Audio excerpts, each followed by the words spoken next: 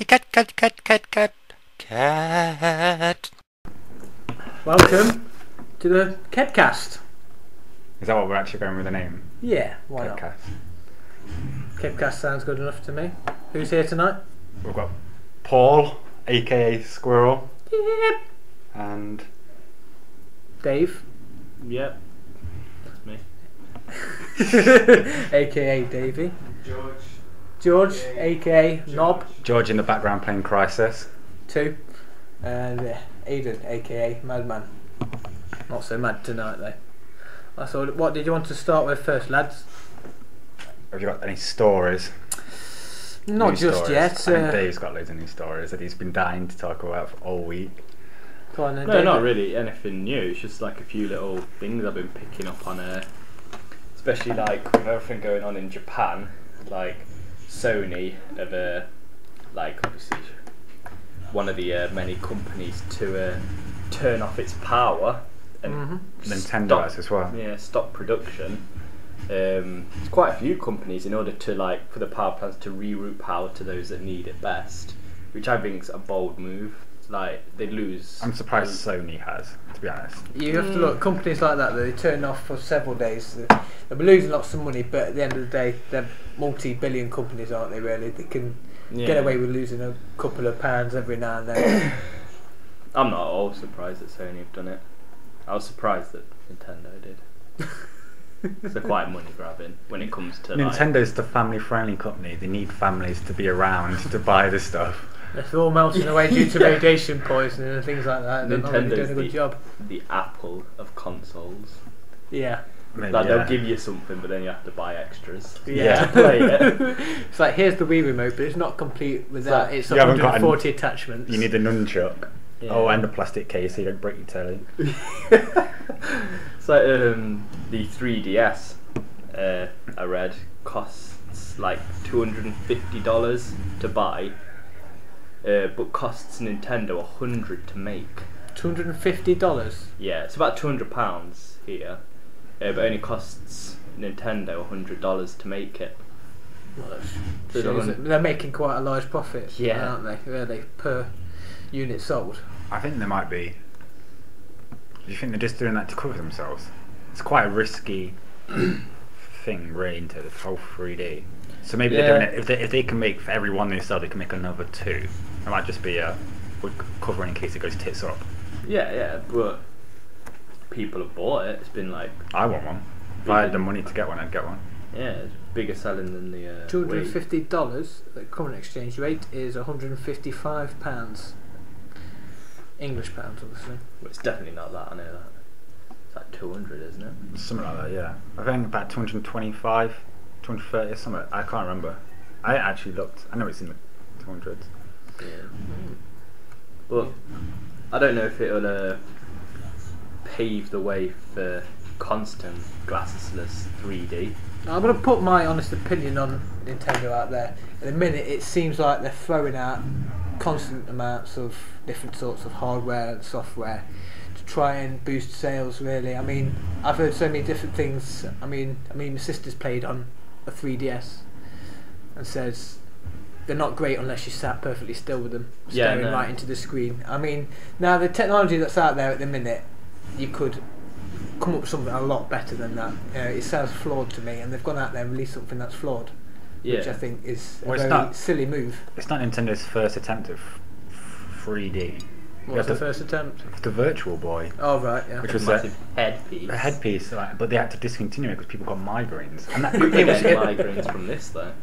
Yeah, people have been getting strained eyes and lots of problems with it. But then again, like even with glasses on, it still strains your eyes. But like Aidan was just saying, because you've not got glasses, you have to have that constant point for the images to go from your right eye to your right eye, and then the other image to go to your left eye. Whereas with your glasses, the glasses do it for you.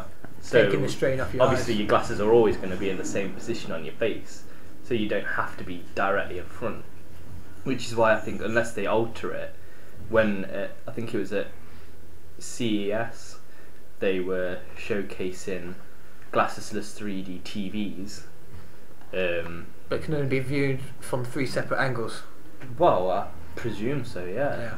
Otherwise, I think there was like about 45 degrees to the left, then straight on, and then 45 to the right. I think it was. That seems completely And pointless. the ones I know, but the ones in between, obviously, say if you were in between the left and the middle, you would get a sort of blurred image.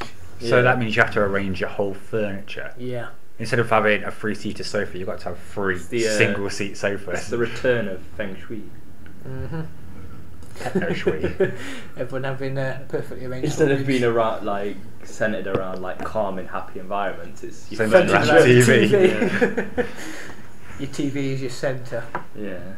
Brilliant. That's what it should be, though, to be honest. Yeah. Just update. We have ourselves a 50-inch Samsung 3D LED TV. And the rest of the inches. Yeah, and the rest 55 inches. Sorry, corrected there by my teammates. And well, George currently is playing on it with Crysis 2, and it's pretty impressive. We have to say we discovered flaw with the 3D in Crysis 2. They need a HDMI 1.4 cable. Format, yeah. Right, are we going to move on to the review of Crysis 2 then? Yeah, we'll give it to you. Well, you're the only one that's played it. I've played the multiplayer beta on the Xbox. I now currently own it on the PlayStation because I've got common sense. But well, the short amount I've been playing it, it seems a very good game. It's fluent with its actions and everything. But I'm watching online now, and it seems very Call of Duty like, in all honesty, without the kill streaks. A bit more added adrenaline. You get kill streaks on it. You do, yeah. We've been watching George play it, and to me it seems a bit slower than Call of Duty. It does seem a bit slow, but I think the way the game is played, the way you spawn, the way obviously the maps are set out, and well, the general feel of it just seems it's copying a lot of online shooters at the minute. I mean, I can see Call of Duty easy, and possibly Medal of Honor on the smaller maps. Yeah, I'd see more. But as for the controls are nice, but it seems that unless you're going to be spending a lot of time getting used to it, it just seems very clunky to initially start with. But everything else about Crysis, I mean, it's fantastic. The graphics are pretty visually stunning. The depth in which they've used your stealth and your armour, your speed, your kick abilities and things like that. It's a very advanced game for an online anyway, I think. Adding those power-ups is to replace perks, really, isn't it? Yeah.